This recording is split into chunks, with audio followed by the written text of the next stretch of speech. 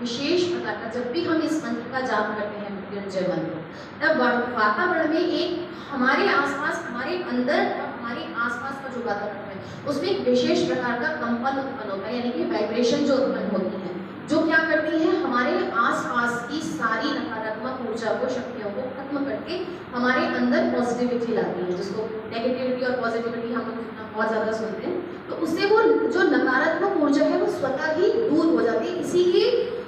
एक हम लोग जब इसका जाप करते हैं तो एक अलग तरह की शक्ति का संचार होता है, क्योंकि हमारी नकारात्मक ऊर्जा जितनी भी हमें मिल रही है या जो हम भेज रहे हैं, जो हमारे अंदर है, वो उन सबका नाश होता है, और प्लस हमारे अंदर जब सकारात्मक ऊर्जा भरेगी तो अपने आप एक ऊर्जा, नई ऊर्जा का संचार होगा। अब त्र्यंबकम का अर्थ है कि तीन नेत्रों वाले शिव, अर्थात तीसरी आंख भगवान की क्या है,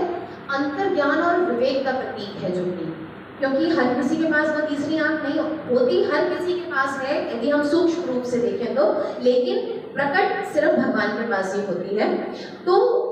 जो कि विवेक और अंतर्ज्ञान का प्रतीक माना गया है। जो इसका अर्थ क्या हुआ कि जो कि सदैव एक ही लक्ष्य पर केंद्रित रहता है। भगवान शिव का वो तो ध्यान और योग माया के स्वामी हैं स्वयं, तो उनका ध्यान कहाँ रहता है, एक ही जगह पे केंद्र, तभी तो इतनी साधना वो कर पाते हैं। तो इसलिए लक्ष्य जो सदैव एक ही लक्ष्य पर केंद्रित रहे,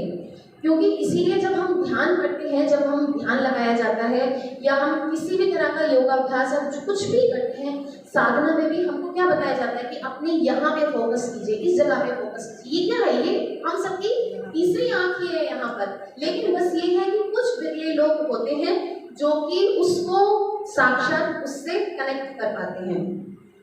अब आया यजामहे। यजामहे का अर्थ हुआ कि जब हम बिना बाधा के पूजा करते हैं, अर्थात बिना बाधा के मतलब जब सब तरफ से हम अपना ध्यान हटाकर सिर्फ साधना में हमारा ध्यान लग जाता है, यानी कि एक उसी ब्रह्म में हमारा ध्यान लग जाता है। देखिए कई बार ऐसा होता है, सबको इस बात का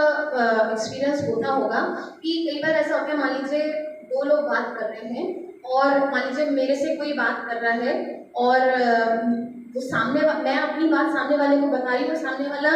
सर भी हिला रहा है, लेकिन हमें पता है कि वो आदमी सुन नहीं रहा है, उसका दिमाग कहीं और है। होता है ना, ऐसे सबके साथ होता है कि वो आदमी सर हिला रहे हैं, हम भी सर तो हिला रहे हैं, सामने वाले की बात सुनते हैं, हाँ ऐसे से कर रहे हैं, लेकिन हाँ उसकी तरफ देख भी रहे हैं, लेकिन हमारा ध्यान कहीं और है, कहीं और है। वो होती है साधना की प्रवृत्ति। जो साधक लोग होते हैं कि उनके आसपास चाहे कुछ भी चल रहा हो, उनको अलग से किसी कमरे में या जंगल में या किसी एकांत जगह में जाने की जरूरत नहीं होती। साधक जो है वो कहीं पे भी बैठ के वो ब्रह्म का ध्यान कर सकते हैं, और बिल्कुल पूरी दुनिया से, जैसे विवेकानंद जी हैं जिनका एग्जाम्पल हम ले सकते हैं, जो कि पूरी दुनिया में, इस संसार में रहते हुए भी अपने आप को अपनी साधना के द्वारा अपने को इस दुनिया से कट कर लेते हैं तुरंत। और सुगंधिम का मतलब हो गया, अर्थात शिव की ऊर्जा को यहाँ पे सुगंध से जोड़ा गया है। भगवान शिव से जब हमारा संपर्क होता है या जब हम उनका ध्यान करते हैं या हम मृत्युंजय मंत्र का जब जाप करते हैं, जो ऊर्जा का संचार हमारे अंदर होता है वो क्या होती है, भगवान शिव की ऊर्जा हमारे अंदर संचारित होती है, जिसको सुगंध से जोड़ा गया है यहाँ पर। अर्थात ब्रह्म की अनुभूति करने वाले, यानी कि जब साधक एकाकार हो जाता है भगवान से, या उस लेवल पर उसकी साधना बढ़ जाती है, ब्रह्म से जब एकाकार हो जाता है, तब उसको भगवान की या उस परम ब्रह्म की उपस्थिति का आभास होने लग जाता है। कुछ एक आभास होता है, मुझे नहीं पता कि कितनों को होता होगा, लेकिन वो होता है एक आभास की, जब हम कुछ ऐसा नहीं है कि हम पूजा ही कर रहे हो, हम जब एकाग्र चित्त होकर कोई भी काम कर रहे हो, भले ही हम खाना बना रहे हो, कढ़ाई सिलाई बुनाई कर रहे हो, या कुछ और वॉक कर रहे हो, या कोई भी दूसरा काम कर रहे हो, हम पूरा एकाग्रचित्त, उस समय हमें ये ध्यान ही नहीं है कि हमारे आसपास कौन जा रहा है, कौन आ रहा है, क्या है, हम सिर्फ अपने में मगन हैं। तब जो वो एकाकार साधना होती है, तब हमें उपस्थिति का एहसास होता है। कई बार हम देखिए, कई बार हम उस चीज़ को महसूस भी करते होंगे, कई बार ऐसा होता होगा कि उपस्थिति का ध्यान होते हुए भी हम जब भटक जाते हैं तो हम क्षण भर में भूल भी जाते होंगे उसको, लेकिन मेरे हिसाब से होता सबके साथ होता। पुष्टिवर्धनम, अर्थात पुष्टिवर्धनम का मतलब हो गया कि आध्यात्मिक पोषण और विकास की ओर जाना, यानी कि जब हम जो भी साधना करता है या जो भी मंत्र का जाप करता है या जो भी पूजा पाठ जैसे भी जिसको भाता है, वो जैसे भी पूजा पाठ करता है, उसका आध्यात्मिक